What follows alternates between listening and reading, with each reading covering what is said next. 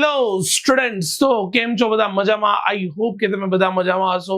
તો આજે આપણે શરૂ કરવા જઈ રહ્યા છીએ ધોરણ 11 તમારું થર્મોડાયનેમિક્સના ચેપ્ટરની અંદર જે છે એ સ્વાધ્યાયના દાખલા. સ્વાધ્યાય બરાબર કોનું છે? તો કે તમારું ચેપ્ટર છે થર્મોડાયનેમિક્સ. યસ, તો કોઈ પણ પ્રકારનો ટાઈમ વેસ્ટ ન કરતા સીધા જ આપણે એના પહેલા દાખલા તરફ આગળ વધીએ. તો તમને અહીંયા જે રકમ આપેલી છે, ખાસ હું તમને અહીંયા એવું સજેસ્ટ કરીશ કે પહેલા રકમ વ્યવસ્થિત વાંચો, કારણ કે લોકોને અહીંયા રકમ સમજવામાં જ તકલીફ પડી રહી છે. ચલો ડન, ક્લિયર છે? તો સૌથી પહેલા તમને આપેલું છે કે 1 મિનિટમાં 3 લીટરના દરથી 1 મિનિટમાં 3 લીટર પાણી બહાર નીકળી રહ્યું છે, અને એ પાણીને આપણે 27 થી 77 એટલે કે 50 ડિગ્રી સુધી ગરમ કરીએ. ઘણા બધા વિદ્યાર્થીઓને એ જ તકલીફ પડે છે કે 3 લીટર એટલે તમને ઇનડાયરેક્ટલી જે છે ને એ તમને અહીંયા સૌથી પહેલા તો એવું સમજી લો કે કદ આપ્યું છે 3 લીટર બરાબર પર વોટ, તો કે મિનિટ બરાબર. કારણ કે લોકો આને છે ને દળ સમજી બેસે છે. દળ નથી આપ્યું, તમને કદ આપેલું છે બરાબર છે. અને તમે એક વસ્તુ સમજી લો કે અહીંયા 27 થી લઈને 77 ડિગ્રી સુધી ગરમ કરે છે, એટલે કે ડેલ્ટા થીટાની કિંમત તમને અહીંયા આપી દેવામાં આવી છે 50 ડિગ્રી સેલ્સિયસ બરાબર છે. જો ગીઝર ગેસ બર્નર પર કાર્ય કરતું હોય અને બળતણનો ઉષ્મા એ 4 × 10⁴ જૂલ પર ગ્રામ હોય, એટલે કે તમને જે બળતણ વપરાય છે, પાણી ગરમ કરવા માટે જે ગેસ વપરાતો હશે એની વાત થઈ રહી છે બરાબર છે. ઓકે, તો એ જે વપરાય છે એ પર ગ્રામ તમને 4 × 10⁴ જૂલ જેટલું આપે છે. તો બળતણના કેટલા વપરાશનો કેટલો હશે એ તમારે શોધવાનું છે બરાબર. ઇનડાયરેક્ટલી તમને અહીંયા એવું પૂછ્યું છે કે કેટલું બળતણ જોઈશે આટલા પાણીને 50 ડિગ્રી સુધી ગરમ કરવા માટે, અને કેટલું બળતણ જોઈશે તો એને આપણે શેમાં નોંધશું? તો કે એનું આપણે દળ જ શોધશું, દળ એમ. ચલો ડન. અને જ્યારે અહીંયા આપણે પાણીની વાત થઈ રહી છે ત્યારે એક વસ્તુ સમજી લો કે અહીંયા જે કોન્સેપ્ટ લાગશે એ કોન્સેપ્ટ કયો લાગશે? તો કે વિશિષ્ટ ઉષ્માધારિતાનો કોન્સેપ્ટ લાગશે.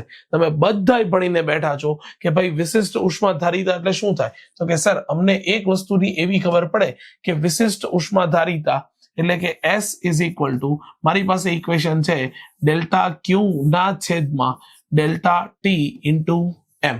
ચલો ડન, ક્લિયર છે? આટલી વસ્તુ ખબર છે તો આપણે એક કામ કરીએ. બળતણ કેટલું વપરાશે એ તો પછીની વાત છે. પહેલા એક વસ્તુ શોધી લઈએ કે મારી પાસે આટલું પાણી છે, એટલા પાણીને 50 ડિગ્રી સુધી ગરમ કરવા માટે મારે કેટલો ઉષ્માનો જથ્થો જોઈશે એ હું પહેલા શોધી લઉં બરાબર છે. તો ઉષ્માનો જથ્થો શોધવો સર બહુ સીધું સિમ્પલ છે. કેવી રીતે? તો કે સર અમને એવી ખબર પડે કે આ સૂત્રની ઉપરથી હું જો ડેલ્ટા ક્યુ ને સૂત્રનો કરતા બનાવું તો ડેલ્ટા ક્યુ = સીધું સિમ્પલ લખી શકું S × delta t into m. ચલો ડન, આટલી વસ્તુ ખબર પડે. જ્યાં S શું છે? S છે પાણીની વિશિષ્ટ ઉષ્માધારિતા. તો ભાઈ પાણીની વિશિષ્ટ ઉષ્માધારિતા હવે આપણને યાદ હોવી જોઈએ બરાબર. તો પાણી માટે તમે આને શું લખશો? તો કે 4.2 બરાબર છે ગ્રામ, એટલું લખશો તમે, ગ્રામ પર જૂલ. ચલો ડન, બરાબર. ડેલ્ટા ટી તમને ખબર છે કેટલું છે? તો કે ડેલ્ટા ટી તમારા માટે છે 50. પણ દળ ક્યાંથી કાઢશો? તો કે સર આ છે ને કદ છે ને, કદ ઉપરથી દળ મેળવી લેશું. તો યાદ રાખજો, તમારું કદ છે એ દળ નથી, દળ મેળવવું પડશે. તો દળ મેળવવા માટે તમે શું કરશો? તો કે સર હવે એટલી ખબર પડે કે ઘનતા બરાબર શું થાય? તો કે ઘનતા બરાબર દળ ભાગ્યા કદ. ઘનતા બરાબર દળ ભાગ્યા કદ. તો દળ બરાબર શું થશે? તો કે દળ બરાબર થશે ઘનતા, સોરી ગાઈસ, એ થશે તમારી પાસે ઘનતા ગુણ્યા કદ. ઘનતા કેટલી છે પાણીની ઘનતા? 10⁻³ એને ગુણ્યા કદ કેટલું છે? તો કે એક જ મિનિટ, ફરી પાછું, ઓકે, એને ગુણ્યા કદ કેટલું છે? તો કે કદ છે મારી પાસે 3 લીટર બરાબર છે. તો એક્ઝેક્ટ મને આ મળી જશે 3 કિલોગ્રામ, અને 3 કિલોગ્રામને હું જો ગ્રામમાં કન્વર્ટ કરું તો એ આવશે 3 × 10⁻³ ગ્રામ. તમે કહેશો કે સર કેમ ગ્રામમાં? કારણ કે મારી પાસે બધી જ વસ્તુ ઇન ગ્રામ આપેલી છે બરાબર છે. મેં પાણીની વિશિષ્ટ ઉષ્માધારિતા પણ 4.2 ગ્રામમાં લખેલી છે, એટલા માટે આપણે ગ્રામમાં કન્વર્ટ કર્યું. તો આ થઈ ગયું મારી પાસે કેટલું થઈ ગયું? તો કે સીધી સિમ્પલ લોજિક છે કે આ થઈ ગયું મારી પાસે દળ મને મળ્યું 3 × 10⁻³. જો હું આટલાનું સાદુરૂપ આપું તો મને આટલાનો જે છે એ જવાબ મળી જશે 63 × 10⁴. એ હું સીધું લખું છું બરાબર છે, જે તમારે કેલ્ક્યુલેશન કરીને મેળવવાનું છે 63 ગુણ્યા 10 ની 4 ઘાત જૂલ મળી જશે. ચલો ડન. અને હવે લોજિક વિચારો. હવે તમે એક વસ્તુ વિચારો કે ભાઈ 63 ગુણ્યા 10 ની 4 ઘાત જૂલ તમને મળી ઉષ્મા. એ કઈ ઉષ્મા મળી? તો કે એ 3 લીટર જેટલા પાણીને, અથવા તો તમે એને બીજા શબ્દોમાં કહો તો 3 કિલોગ્રામ જેટલા પાણીને 50 ડિગ્રી સુધી ગરમ કરવા માટે જરૂરી ઉષ્મા મળી. હવે તમને જો જરૂરી ઉષ્માનો જથ્થો મળી ગયો પછી તો એક સીધી સિમ્પલ ત્રિરાશીથી જ તમારું કામ થઈ જવાનું છે. તમે કહેશો કે સર કેમ એવું? અરે ભાઈ જુઓ, હું તમને શું કહું છું કે બળતણનો જથ્થો જે છે એ તમને કેટલી ઉષ્મા પૂરી પાડે છે? તો કે એ તમને 4 ગુણ્યા 10 ની 4 ઘાત જૂલ પર ગ્રામ પૂરી પાડે છે. તો તમે સીધું કરી દો ને કે 4 ગુણ્યા 10 ની 4 ઘાત જૂલ એ તમને 1 ગ્રામ માંથી મળે તો 63 ઇન્ટુ 10 ટુ પાવર 4 જૂલ ઉષ્મા તમને કેટલા ગ્રામ માંથી મળે? લો, અને એ જે કેટલું ગ્રામ મળે ને એ જ તમારો અહીંયા દળ એમ નો જવાબ છે. બહુ સીધું સિમ્પલ વસ્તુ છે ભાઈ, કોઈ રોકેટ સાયન્સ છે નહીં, બરાબર. અને જો તમે આટલું કરશો તો લગભગ તમારો જવાબ જે છે એ આવવાનો છે 15.75. આ તમારો આન્સર જે છે, આ આન્સર તમારો આવવાનો છે 15.75 ગ્રામ. આટલો આન્સર આવવાનો છે, બરાબર છે. તો નિયરલી ઇક્વલ ટુ એને આપણે 16 ગ્રામ કહી શકશું. ચલો ડન. તો આ હતો તમારો પહેલા દાખલાનો બ્યુટીફુલ કોન્સેપ્ટ. એકદમ સરસ છે, કોઈ એમાં રોકેટ સાયન્સ નથી. ન સમજાય ફરીવાર એકવાર રિવાઇન્ડ કરીને જુઓ, આરામથી સમજાઈ જવાનો છે. નોટ ડાઉન કરી લો. એના પછીના દાખલા તરફ આપણે આગળ વધી જઈએ ગાઈસ. ચલો ડન. ઓકે ગાઈસ, તો એના પછીના દાખલા તરફ આપણે આગળ વધીએ તો તમને અહીંયા એવું કહેવામાં આવ્યું છે કે અચળ દબાણે ને 2 કિલોગ્રામ નાઇટ્રોજન છે એટલે એક વસ્તુ તો સમજી લેવું કે મોલર વિશિષ્ટ ઉષ્મા ધારિતા આવશે. અને તમને અહીંયા કહી દીધું છે અચળ દબાણે, એટલે તમારે કોનો ઉપયોગ કરવાનો છે? સીપી નો ઉપયોગ કરવાનો છે. ચલો ડન. નાઇટ્રોજન ઓરડાના તાપમાને 45 ડિગ્રી જેટલું વધારવા માટે, બરાબર. એટલે તમને એક તો પહેલા અહીંયા સ્મોલ એમ આપી દીધો, 45 ડિગ્રી તમને આપ્યું, એ તમને ડેલ્ટા ટી આપી દીધું છે, બરાબર. કેટલી ઉષ્મા આપવી પડશે?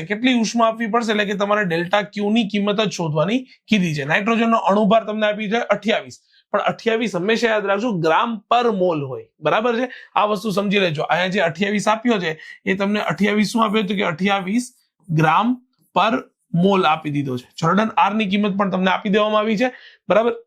દાખલામાં એકચ્યુઅલ કશું છે નહીં, બરાબર, પણ સમજવું એટલા માટે જરૂરી છે કારણ કે તમે જ્યારે અહીંયા સીપી નો ઉપયોગ કરશો, કે તમે અહીંયા જ્યારે લખો છો કે સીપી ઇઝ ઇક્વલ ટુ શું લખો છો તો કે ડેલ્ટા ક્યુ ના છેદમાં ડેલ્ટા ટી ઇન્ટુ મ્યુ. કે મોલર બોલો છો ને, મોલર વિશિષ્ટ ઉષ્મા ધારિતા, તો મોલર માટે મ્યુ તો લખવો પડે ને. ડેલ્ટા ક્યુ ને સૂત્રનો કરતા બનાવી દો. ચલ, તો delta Q is equal two equation શું આવશે તો કે ઇક્વેશન આવશે CP into delta t into mu આવી જશે. ચલ ડન. સીપી ની કિંમત શું આવશે? નાઇટ્રોજન દ્વિપરિમાણિક અથવા તો 2 અણુનો બનેલો છે, બરાબર છે. તો દ્વિપરિમાણિક માટે નાઇટ્રોજનના અણુઓ માટે તમારે અચળ દબાણે વિશિષ્ટ ઉષ્મા ધારિતા સીપી ની કિંમત તમારે લેવાની છે 7/2R. ચલો ડન. તો આ તમને મળી જશે 7/2 into R. Delta T as it is મૂકીએ અને મ્યુ ની જગ્યાએ આપણે મૂકશું small M by capital M naught. આ વસ્તુ બહુ ઇમ્પોર્ટન્ટ છે કારણ કે જો તમારે મોલ જોઈતા હશે તો મોલની 2 વ્યાખ્યા છે.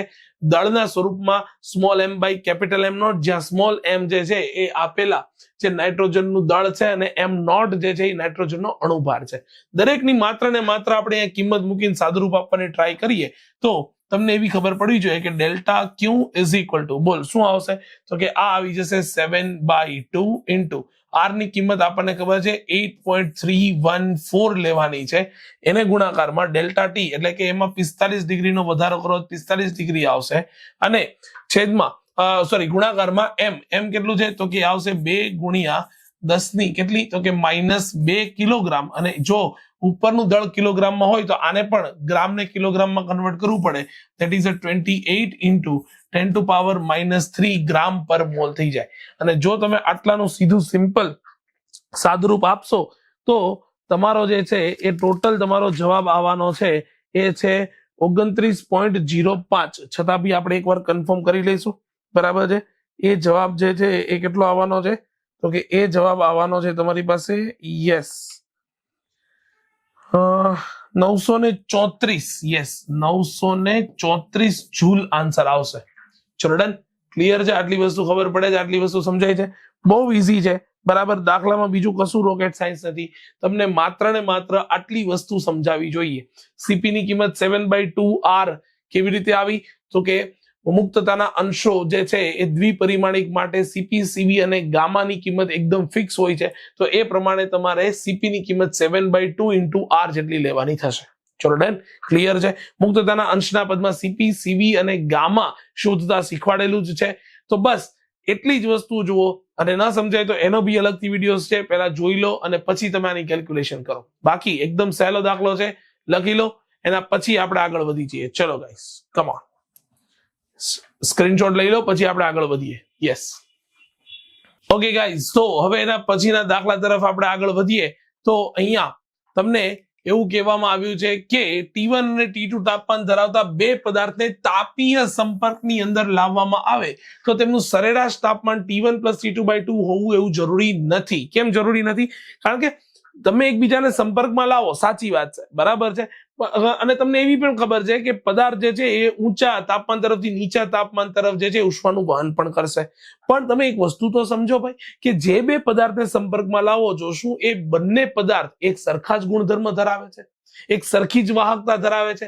મતલબ એવું કહેવા માંગુ છું કે બંને લોખંડ હશે, ઓકે ડન, લાકડા હશે, ઓકે ડન, પણ લોખંડ અને લાકડાના તાપમાન અલગ છે ને સંપર્કમાં લાવો તો વિચારવું પડે ને, બરાબર છે? તો વિચારવામાં એવું થાય ભાઈ કે સીધું સિમ્પલ વસ્તુ એવી સમજી લો કે જ્યારે બંને પદાર્થોના ઉષ્મીય ગુણધર્મ અલગ અલગ હશે, બરાબર છે, ત્યારે બંને તાપમાન સમાન રીતે વહેંચાશે નહીં, કારણ કે એની ઉષ્મા ધારિતા ઉપર આ વસ્તુ ડિપેન્ડન્ટ છે.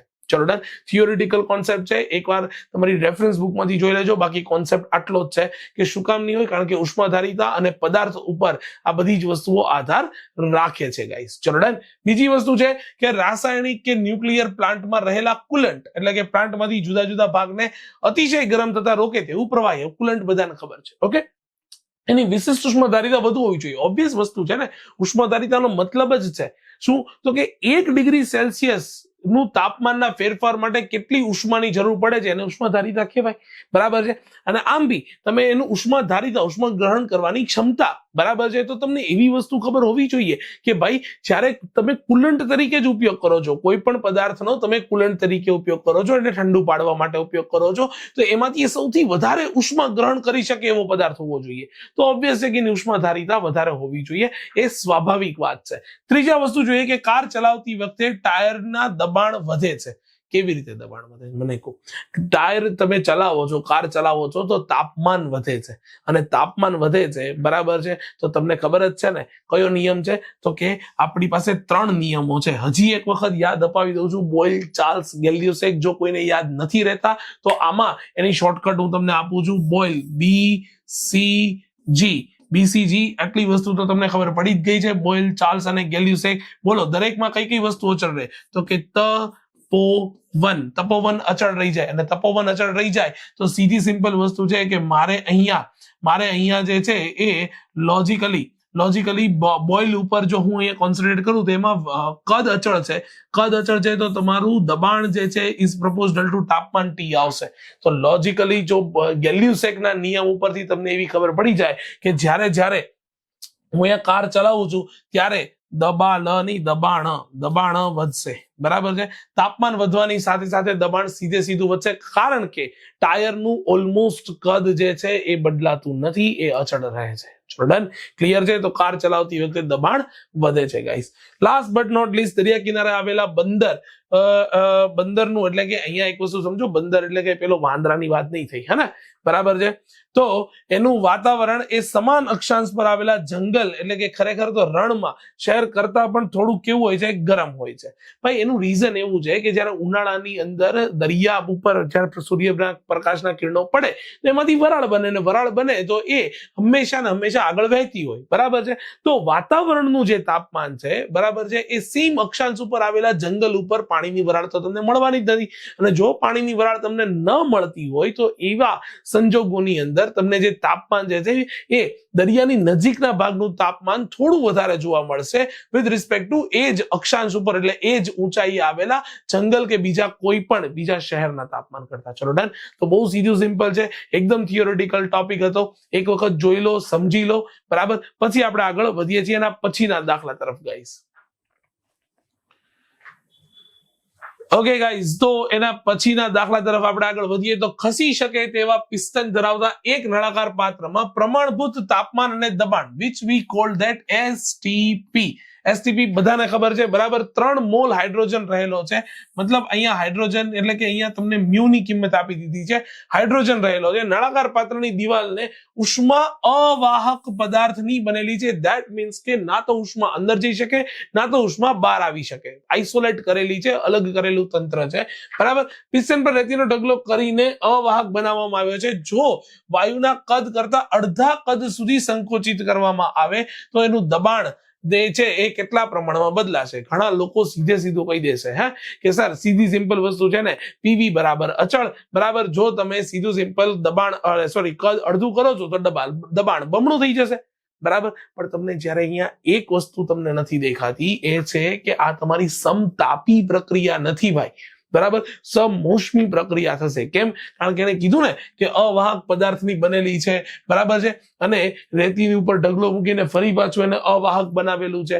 તો એક વસ્તુ તો સમજો ભાઈ કે આ આખી પ્રક્રિયા સમતાપી નથી, આ આખી પ્રક્રિયા સમોષ્મી છે. અને સમોષ્મી પ્રક્રિયા માટે તમને હવે એવી ખબર પડવી જોઈએ કે સમોષ્મી પ્રક્રિયા માટે તમે PV⁻γ બરાબર અચળ લખો છો. આ વસ્તુ ખાસ સમજાવી જોઈએ. જો આ જ વસ્તુ સમતાપી પ્રક્રિયા માટે કરવી હોત ને તો એકદમ ઈઝી છે.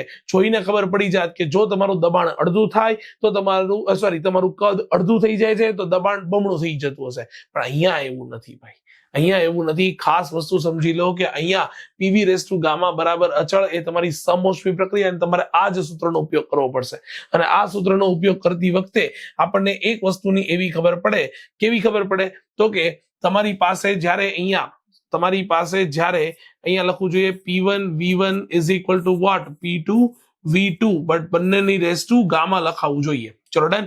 તમારે જે શોધવાનું છે એ દબાણમાં કેટલા પ્રમાણ બદલાશે એટલે P2 શોધવાનું આવશે, બરાબર છે. તો તમને એવી ખબર પડવી જોઈએ કે આપણે એક કામ કરીએ, P2/P1 નો રેશિયો લઈએ તો તમારી પાસે ઇક્વેશન આવી જોઈએ V1/V2. હવે V1 જે છે બંને ⁻γ, V1 જે છે એ ઇનિશિયલ V જેટલું લઈ લ્યો, અને V2 જે છે એ તમે કોના જેટલું લઈ લો તો કે પેલા કરતા અડધું થાય એટલે V/2 જેટલું લઈ લો. સીધી સિમ્પલ વસ્તુ છે, બરાબર છે. ફરી વાર જો ના ખબર પડતી હોય તો ભાઈ હું તમને અહીંયા લખીને આપું કે શરૂઆતનું જે ભાઈ કદ છે, શરૂઆતમાં જેટલું કદ છે એને V1 is equal two V જેટલું લઈ લો, અને અંતિમ કદ છે એ તમારે શરૂઆતના કદ કરતા અડધું એટલે V/2 જેટલું લઈ લો. અને જો આટલું લઈ લો છો તો બસ હવે તો તમારે માત્રામાં કિંમત જ મૂકવાની છે. બોલ શું આવશે તો કે સીધી સિમ્પલ રીતે V/2⁻γ, V થી V કેન્સલ થઈ જાય તો તમારી પાસે P2/P1 નો એક રેશિયો જે છે એ મળી ગયો 2⁻γ. હવે જ સાચી વસ્તુ શરૂ થાય છે. આટલું તો તમને મળી ગયું, પણ તમને અહીંયા સમજાય છે કે તમને અહીંયા હાઇડ્રોજન લીધેલો છે, અને જો તમે હાઇડ્રોજન લીધેલો છે તો એક પરમાણવીય છે, અને એક પરમાણવીય વાયુ માટે ગામાની કિંમત મળશે 1.4. અગેન કહું છું કે એ કોન્સેપ્ટ ન ખબર હોય, બરાબર છે, તો એક વખત એ વિડીયો જોઈ લેજો, બરાબર. મુક્તતાના અંશ માટે CP, CV અને gamma, monoatomic, diatomic with rigid body and diatomic with non-rigid body. એક પરમાણવીય, દ્વિપરમાણવીય, રિજિડ અને નોન રિજિડ બોડી માટે. ચલો ડન, ક્લિયર છે. દ્રઢ અને અદ્રઢ એવો એક શબ્દ વાપર્યો છે, પણ ઠીક છે, તમે જોઈ લો, બરાબર છે. તો આના માટે હવે આપણે કેલ્ક્યુલેશન કરીએ તો તમારે અહીંયા લખવું જોઈએ P2/P1 ઇઝ ઇક્વલ ટુ, બોલ શું લખાય, 2⁻γ, ધેટ મીન્સ 1.4. હવે યાર કોઈ પણની 1.4 ઘાત તો સાહેબ કેમ નહીં કરવાની, નહીં કરવાની તો કઈ વાંધો નહીં, બંને બાજુ લોગ લઈ લે, અને બંને બાજુ લોગ લઈશ તો આ બાજુ શું લખાશે તો કે log of P2/P1 is equal two, આનો લોગ લઈશ એટલે 1.4 આગળ આવી જશે, અને અહીંયા લખાશે log of 2, અને log of 2 ની કિંમત આવશે 1.4 ઇન્ટુ 0.3010. તમે કહેશો કે સર આ કેમ ખબર પડે? ભાઈ એ તો લોગ ટેબલમાં જોવું પડે, બરાબર છે. આ તમારી પાસે જે છે એ 1.4 ઇન્ટુ 0.3010 અને તમે આટલાની જો કેલ્ક્યુલેશન કરો છો, બરાબર છે, તો એનો જવાબ હું તમને અત્યારે સીધો આપી દઉં, બરાબર છે. એ જવાબ તમારો આવવાનો છે 0.4214. યસ, તમારો જવાબ આવવાનો છે અહીંયા log of P2 by P1 is equal to 4214. Yes, 4214 answer આવવાનો છે. ચલો ડન, બરાબર. હવે લોગ વાળી મને ના ખબર પડે, લોગ વાળી ના ખબર પડે, બરાબર. આપણે તો P2 by P1 મેળવું ને, ફરી પાછું એન્ટી લોગ લઈ લો, બરાબર. તો બંને બાજુ એન્ટી લોગ લો તો અહીંયા શું લખવું પડે? તો કે anti log of what? Log of what? P2 by P1 is equal to, બરાબર છે, તમારે અહીંયા લખવું જોઈએ anti log, okay, is equal to again anti log of what? 0.4214, બરાબર છે. આટલી વસ્તુ લેવાની છે. લોગ અને એન્ટી લોગ ભેગા થાય તો એ કેન્સલ થઈ જશે, એટલે P2 by P1 મળશે અને આના એન્ટી લોગ નો તમને જવાબ જે છે એ એક્ઝેક્ટલી જવાબ મળશે 2.639. ચલો 2.639 એટલે નિયરલી ઇક્વલ ટુ તમારો જવાબ આવવાનો છે 2.64 આન્સર આવી જવાનો છે. ચલો ડન. તો આ જે છે એ દબાણમાં આટલો ફેરફાર થશે, એક્ઝેક્ટ 2 જેટલો ફેરફાર નહીં થાય. મેં તમને exact calculation with the answer કહી દીધો છે, બાકીની કેલ્ક્યુલેશન ગાઈઝ તમારા ઉપર છે. ચલો ડન, એકવાર જોઈ લો પછી આગળ વધી જઈએ ગાઈઝ.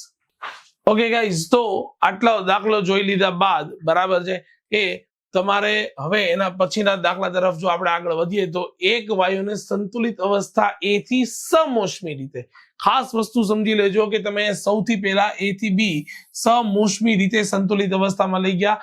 જો સમોષ્મી રીતે લઈ જાઓ તો તમને એવી ખબર પડવી જોઈએ કે ડેલ્ટા ક્યુ ની કિંમત કેવી થઈ જાય? 0 થઈ જાય, ઉષ્માનો ફેરફાર થાય નહીં.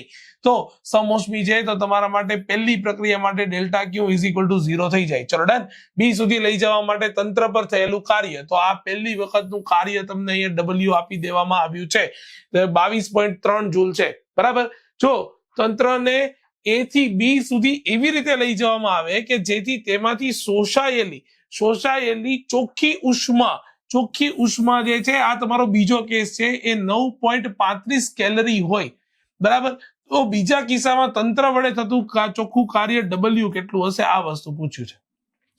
શોષાયેલી ઉષ્મા એટલે આ તમારી છે ડેલ્ટા ક્યુ. આ બીજો કિસ્સો છે, એટલે જ મેં બેનને કલરો અલગ અલગ કરીને લખ્યા છે. પહેલા કિસ્સામાં સમોષ્મી છે, માત્ર કાર્ય આપ્યું છે. બીજા કિસ્સામાં શોષાયેલી ઉષ્મા પૂછી છે અને તમને કાર્ય શોધવાનું કીધું છે. આમાં બીજું કોઈ વધારાનું મગજ ચલાવવાનું નથી. તમારે સીધી સિમ્પલ વસ્તુ યાદ રાખવાની છે કે થર્મોડાયનેમિક્સનો પહેલો નિયમ શું હતો?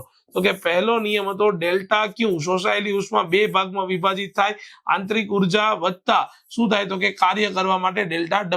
તમને ડેલ્ટા W પૂછ્યું છે તો ડેલ્ટા W નો સૂત્રનો કરતા બનાવો તો delta Q minus delta you જે છે એ તમારો જવાબ આવી જશે. ચલો ડન, ક્લિયર છે. હવે વાત માત્ર ને માત્ર એટલી છે, કેટલી છે? એટલી જ છે કે તમારી પાસે ડેલ્ટા યુ નથી ભાઈ. જો એક વખત તમને ડેલ્ટા યુ મળી જાય ને, બરાબર છે, તો તમારું કામ એકદમ ઈઝી થઈ જાય. કોઈ ટેન્શન જ નહીં, બહુ ઈઝી થઈ જાય. તો હવે એના માટે શું કરશું? તો કે એના માટે આપણે પહેલા કિસ્સા તરફ જોશું. પહેલા કિસ્સો જે સમોષ્મી કિસ્સો હતો, બરાબર છે. તો સમોષ્મી કિસ્સા માટે જો તમે લખો છો તો delta Q is equal to delta you plus delta W હતું. હવે જુઓ તો એ થી બી સુધી તંત્ર પર, કોના ઉપર? તંત્ર પર જ્યારે કાર્ય થતું હોય તો એ કાર્ય કેવું આવે? એ કાર્ય આવે ઋણ. તો તમે એક વસ્તુ સમજો કે તમારો ડેલ્ટા ક્યુ તો આ કિસ્સામાં 0 થઈ ગયો. હવે ડેલ્ટા યુ અને કાર્ય કેવું થઈ ગયું? તો કે ઋણ. કેટલું છે? તો કે 22.3 જૂલ જેટલું કાર્ય થાય. તો હવે ડેલ્ટા યુ ની કિંમત તો અહીંથી મળી ગઈ. Delta you is equal two શું થાય? તો કે 22.3 જૂલ જેટલું કાર્ય થાય. લો, એકદમ હલવો, એકદમ ઈઝી. બોલ હા કે ના? આટલી વસ્તુ ખબર પડે કે ના પડે? આ ડેલ્ટા યુ ની કિંમત ઉપાડીને જો તું અહીંયા મૂકી દે અને તમને ઉષ્મા જે છે એ તમને આમાં તો આપેલી જ છે, તો તમારે આમાં શું કરવાનું રહ્યું? તો કે આમાં બીજું ક્યાં કરવાનું રહ્યું? ઉષ્મા તમને આપી છે 9.35 કેલરી. ચલો ડન, આટલી વસ્તુ ખબર પડી. અને તમને એવી ખબર પડવી જોઈએ કે 9.35 ને તમારે જૂલમાં કન્વર્ટ કરવું પડશે, બરાબર. તો અહીંયા આપણે લખીએ 9.35 ગુણ્યા જૂલમાં કન્વર્ટ કરશો, જૂલમાં તમે એને કન્વર્ટ કરશો તો સીધી સિમ્પલ રીતે તમારે આ 9.35 જે છે એ 9.35 ને તમારે 4.2 અથવા તો 4.19 વડે ગુણી નાખો તો તમારો જવાબ મળવાનો છે 39.18, 39.18 જૂલ. બસ એ જ કિંમત અહીંયા મૂકી દો. 39.18 માઇનસ કેટલું છે તો કે 22.3 અને આટલાનો જવાબ જે છે એ તમને કેટલો મળી જવાનો છે તો કે એ મળવાનો છે 16.9, 16.9 જૂલ જેટલો. અરે રે ઠેર જા ભાઈ, હા પેલા આ તો પૂરું કરવા દે. 9 જૂલ જેટલો મળવાનો છે. આ ડેલ્ટા ક્યુ ની કિંમત, આ ડેલ્ટા ડબલ્યુ ની કિંમત આવશે કે જે તમારો માગેલો આન્સર છે. ચલો ડન, ક્લિયર છે, એકદમ ઈઝી છે, કોઈ રોકેટ સાયન્સ છે નહીં, બરાબર. બે અલગ અલગ કિસ્સાઓને ખાલી ધ્યાનમાં લો. પેલો સમોષ્મી છે એટલે એના કારણે ડેલ્ટા ક્યુ વિલ બીકમ 0, બરાબર. એમાંથી તમને સીધું ડેલ્ટા યુ મળી જશે અને બીજું તંત્ર પર કાર્ય થાય તો થતું કાર્ય ઋણ આવે, આ બાજુ આવે તો ધન થઈ જાય. That's all. ચલો ડન, ક્લિયર છે. જોઈ લો એક વખત, પછી આપણે એના પછીના દાખલા તરફ આગળ વધી જઈએ. ઓકે ગાઈઝ, તો એના પછીના દાખલા તરફ આપણે આગળ વધીએ તો એક સરખી ક્ષમતા ધરાવતા બે નળાકાર પાત્રને એ અને બી ને એકબીજા સાથે સ્ટોપ કોક થી એટલે કે બંધ કરી શકાય તેવા, બરાબર છે, એનાથી જોડી દેવામાં આવે છે. એ માં વાયુ પ્રમાણભૂત તાપમાન અને દબાણે રહેલો છે. બી માં સંપૂર્ણપણે ખાલી, સપૂર્ણ નહીં, સપૂલ નહીં, સંપૂર્ણ ખાલી છે, સંપૂર્ણ રીતે ખાલી કરી દેવામાં આવ્યું છે. આખું તંત્ર તાપીય રીતે અલગ કરેલું છે. એનો મતલબ છે કે અહીંયા તાપીય રીતે અલગ કરેલું તંત્ર સમતાપી પ્રક્રિયા કરવા માટે યોગ્ય છે, બરાબર છે. તો અચાનક ખોલવામાં આવે તો નીચેના કિસ્સામાં શું થાય? જો એ અને બી ની ક્ષમતા એક્ઝેક્ટ સમાન છે. એક વસ્તુ સમજી લેજો, એ અને બી ની ક્ષમતા કેવી છે? સમાન છે. સમાન છે. એક આખું ભરેલું છે, બીજું આખું ખાલી છે, બરાબર છે. તમે આખું સ્ટોપ ખોલી નાખો તો પહેલામાંથી એક્ઝેક્ટ અડધો વાયુ બીજામાં જશે, બરાબર છે. અને જશે તો પહેલો જ સવાલ તમને પૂછ્યું છે કે એ અને બી ના અંતિમ દબાણ કેટલું હશે? તો કે પહેલાના દબાણ કરતા અડધું. હવે પહેલા કેટલું દબાણ હતું? તો કે પ્રમાણભૂત તાપમાન અને દબાણ અહીંયા આપ્યું છે. પ્રમાણભૂત તાપમાન અને દબાણ, બરાબર. તો પ્રમાણભૂત તાપમાન અને દબાણ એટલે પહેલા કેટલું હશે? તો કે પી ઇનિશિયલ તમારી પાસે હશે 180 m, બરાબર. તો પી ફાઇનલ જે છે એ કેટલું થઈ જશે? તો કે 0.580 m થઈ જશે. ચલો ડન, ક્લિયર છે. તો આ દબાણ કેટલું હશે? તો કે આ દબાણ હશે તમારું 0.580 m, અડધું થઈ જાય. ચલો ડન. કારણ કે કેમ? કારણ કે તમારું કદ જે છે એ ડબલ થઈ ગયું, દબાણ અડધું થઈ ગયું. ચલો ડન, ક્લિયર છે. બીજું, વાયુની આંતરિક ઉર્જામાં કેટલો ફેરફાર થયો હશે? ભાઈ તંત્રને તાપીય રીતે અલગ કરેલું છે તો આંતરિક ઉર્જામાં ડેલ્ટા યુ વિલ બીકમ 0, કોઈ ફેરફાર થશે નહીં. વાયુના તાપમાનમાં કેટલો ફેરફાર થશે? ભાઈ સમતાપી છે, તાપમાનમાં શું ફેરફાર થવાનો? કોઈ પણ પ્રકારનો ફેરફાર નહીં થાય. તો ડેલ્ટા ટી અગેન 0 હશે, બરાબર. તો તાપમાનમાં કોઈ પણ પ્રકારનો ફેરફાર થશે નહીં. Okay, last but not least, કે શું તંત્ર વચ્ચેની અવસ્થાઓ એટલે કે અંતિમ સંતુલિત અવસ્થા સ્થિર થતા પહેલા પીવીટી સપાટી પર હશે? સપાટી પર નો મતલબ કઈ ઉપર આવી ગયા હશે એવું કેવા માંગે? ના, સમજો. સપાટીનો મતલબ થાય છે કે જ્યારે તમે સ્ટોપ કોક ખોલો છો, બરાબર, ત્યારે શું દરેકે દરેક તબક્કા એ દરેક સંતુલિત અવસ્થામાંથી પસાર થતા હશે? એનો મતલબ થાય સપાટી પર હોવું. તો કે ના, બિલકુલ નહીં, નેવર, નકો, ઇલ્લે, કદી નહીં. કેમ? કારણ કે પ્રક્રિયા એકદમ ઝડપી છે ભાઈ. સ્ટોપ કોક ખોલો, બરાબર, તો વાયુ શું આમ ધીમે ધીમે પાણીની જેમ લહેરાતા મલકાતા આગળ વધે? ના, એ તો ફટાફટ આગળ વધશે. અને જ્યારે આ પ્રક્રિયા થાય, બરાબર, ત્યારે તમારા પી, વી અને ટી એટલે કે દબાણ, કદ અને તાપમાન એ સંતુલિત અવસ્થામાં રહી શકે નહીં. તો એ સપાટી પર હશે નહીં. આ તમારો જવાબ આવવો જોઈએ કે સપાટી પર હશે. તો કે ના, નહીં હોય. ચલો ડન, ક્લિયર છે. આટલી વસ્તુ ખબર પડી. જોઈ લો એક વખત, બરાબર. એના પછીના દાખલા તરફ આપણે ફટાફટ રીતે આગળ વધી જઈએ છીએ. ચલો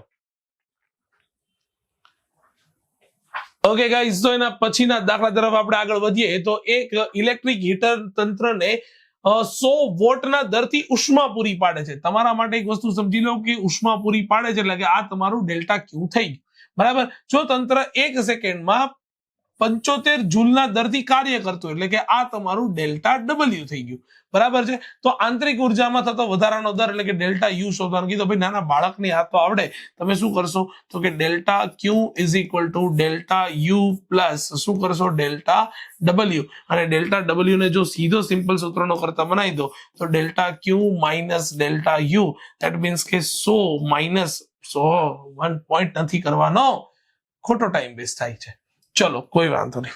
તો તમારે સીધી સિમ્પલ વસ્તુ અહીંયા સમજવાની છે કે તમે 100 માઇનસ શું કરશો તો કે 75, સીધી સિમ્પલ વસ્તુ છે, બરાબર છે. તો તમારો 1 મિનિટ કાર્ય થતું ડેલ્ટા યુ ઠોક કરીએ આપણે, ભાઈ ઠહેર જાઓ, એ નહીં, તમારે સૂત્રનો કરતા કોને બનાવવાનો હતો તો કે તમારે જે શોધવાનું છે એને સૂત્રનો કરતા બનાવવાનો હતો ડેલ્ટા યુ ને. તો delta you is equal two તમારે લખવું જોઈએ આ ડેલ્ટા ક્યુ છે માઇનસ ડેલ્ટા ડબલ્યુ છે. તો એ તમારું 25 જૂલ જેટલું જે છે આંતરિક ઉર્જામાં વધારાનો દર થશે. ચિલ્ડ્રન ક્લિયર છે? આટલી વસ્તુ ખબર પડી? હા કે ના બોલી જા. 25 જૂલ, બરાબર છે. અને દરથી એટલે પર એકચ્યુઅલી સેકન્ડ લખવું જોઈએ, બરાબર છે. 100 વોટના દરથી એવું કીધું ને કે એટલા સમયમાં વધારો થતો હશે. ચિલ્ડ્રન ક્લિયર છે? આટલી વસ્તુ ખબર પડી, બરાબર. તો 25 જૂલના દરથી એમાં જે છે આંતરિક ઉર્જામાં વધારો થતો હશે. ચલો જોઈ લો એક વખત, પછી આપણે આની પછીના ક્વેશ્ચન તરફ આગળ વધીએ છીએ ગાઈસ. ઓકે, આટલી વસ્તુ સમજ્યા પછી તમને એવી ખબર પડવી જોઈએ કે આકૃતિમાં દર્શાવ્યા મુજબ થર્મોડાયનેમિક તંત્રને પ્રારંભિક અવસ્થાથી વચગાળાની અવસ્થા સુધી રેખીય પ્રક્રિયા દ્વારા લઈ જવામાં આવ્યું છે. હવે સાચું કહું ને, બરાબર છે, તો આ તમને કોઈ એક તંત્ર આપેલું છે, એ તંત્ર અહીંયા જે છે એ કેટલું છે તો કે ડી થી લઈને રેખીય રીતે ઈ સુધી લઈ જાઓ છો, આ રીતે પ્રક્રિયા કરીને ત્યાંથી ઈ થી એફ અને એફ થી ડી સુધી જાઓ છો, બરાબર છે. તો તેનું કદ ઈ થી એફ સુધી સમદાબ પ્રક્રિયા દ્વારા મૂળ મૂલ્ય સુધી લાવવામાં આવે છે, અને વાયુ દ્વારા ડી થી ઈ થી એફ સુધી થયેલું કુલ કાર્ય શોધવાનું છે. ડી થી ઈ થી તમે અહીંયા એફ ઉપર આવો છો, બરાબર, અને એફ થી ફરી પાછા અહીંયા આવી જાઓ છો, ક્યાં તો કે ડી સુધી. તો આખી થઈ ચક્રીય પ્રક્રિયા. ચક્રીય પ્રક્રિયામાં આપણે બહુ સીધી સિમ્પલ રીતે એક વસ્તુ સમજી લો કે આપણે શું કરીએ છીએ તો કે સૌથી પહેલા ડી થી ઈ સુધી થતું કાર્યને W1 કહેશું, ઈ થી એફ સુધીના કાર્યને W2 કહેશું, એફ થી ડી સુધીના કાર્યને W3 કહેશું. મૂળ મુદ્દે કાર્ય શોધવું છે ને, પણ કાર્ય શોધતા પહેલા તમને એક વસ્તુનું એવું નોલેજ હોવું જોઈએ કે અહીંયા જે તમને આપવામાં આવેલ આલેખ જે છે એ તમને કોનો આલેખ આપેલો છે તો કે P વર્સિસ V નો આલેખ આપ્યો છે. અને કાર્ય જે છે, કાર્ય બરાબર કાર્ય જે છે એ શું છે તો કે PV આલેખ વડે ઘેરાયેલું ક્ષેત્રફળ આપે, બરાબર. પીવી આલેખ વડે ઘેરાયેલું શું આપે? ક્ષેત્રફળ આપે. ચિલ્ડ્રન ક્લિયર છે? તો ઇનડાયરેક્ટલી ભાઈ મારે 3 ક્ષેત્રફળો શોધવાના છે અને 3 ક્ષેત્રફળનો હું સરવાળો કરી દઈશ એટલે મને કુલ પ્રક્રિયા વડે થતું કાર્ય મળી ગયું. જો તમને કોન્સેપ્ટ ક્લિયર થયો હોય તો. અને આમ બી તમે લોકોએ ચેપ્ટરની શરૂઆતમાં તે કાર્ય ડેલ્ટા W બરાબર P ડેલ્ટા V આ સૂત્ર તો તમે ડિરાઈવ કરેલું જ હતું, હા કે ના? આટલી વસ્તુ ખબર પડે કે ના પડે?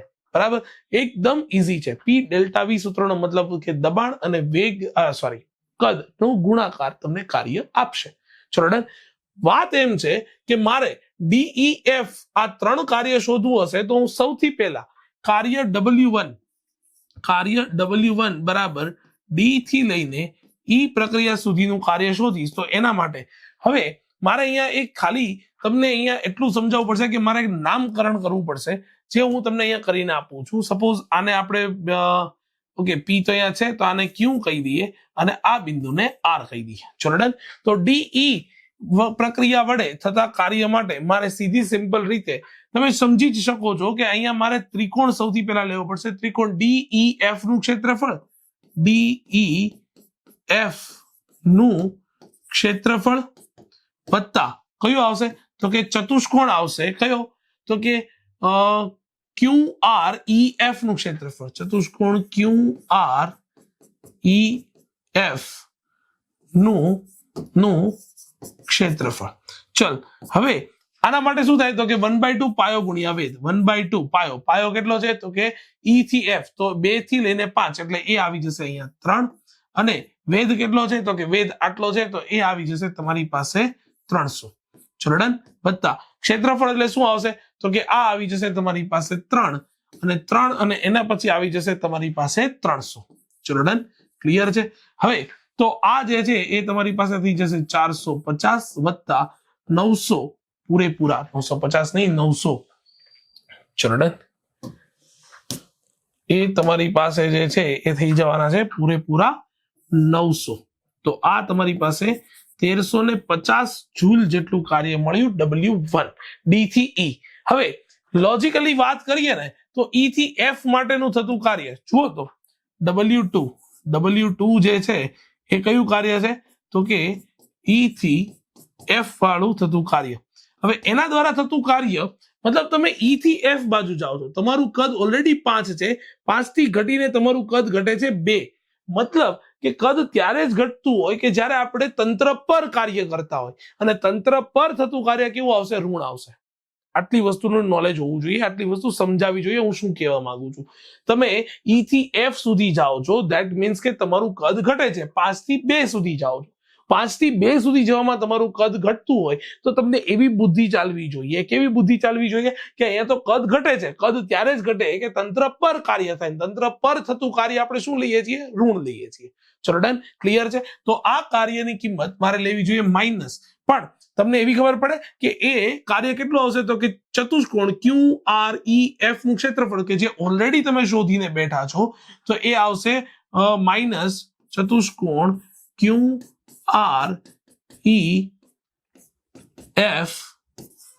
નું ક્ષેત્રફળ. તો એ કેટલું આવશે તો કે માઇનસ કેટલું આવશે? 900 આવશે. ચલો ડન. ક્લિયર છે. હવે એ માઇનસ 900 આવશે, અને લાસ્ટ બટ નોટ લીસ્ટ કયું છે તો કે મારી પાસે છે ઓકે W3 બરાબર કોનું કાર્ય છે? F થી D સુધી થતું કાર્ય. F થી D સુધી થતું કાર્ય, અને એ કાર્ય છે W3. આને હું કહી દઉં છું 0. કેમ 0? કારણ કે ભાઈ તું જો F થી D સુધી જાય તો તારું કદ જે છે એ તો 2 મીટર ક્યુબ અચળ રહે છે, કદ તો બદલાતું નથી. અને આ સૂત્ર અનુસાર જો તમારા કદમાં થતો ફેરફાર શૂન્ય હોય તો કાર્ય શૂન્ય થઈ જાય. હા કે ના? આટલી વસ્તુ ખબર પડી કે ના પડી? કદમાં થતો ફેરફાર શૂન્ય તો કાર્ય શૂન્ય. એટલા માટે આ કાર્ય જે છે એ કેમ શૂન્ય આવ્યું તો કે મારે અહીંયા લખવું જોઈએ 0. કેમ તો કે ડેલ્ટા V બરાબર 0 છે એટલા માટે. ચલો ડન. ક્લિયર છે. આટલી વસ્તુ ખબર પડી. હવે હું જો ત્રણેયનો સરવાળો કરીશ, બરાબર, ત્રણેયનો જો હું સરવાળો કરીને મૂકું તો પરિણામી થતું કાર્ય, તો એના માટે મારે લખવું જોઈએ પરિણામી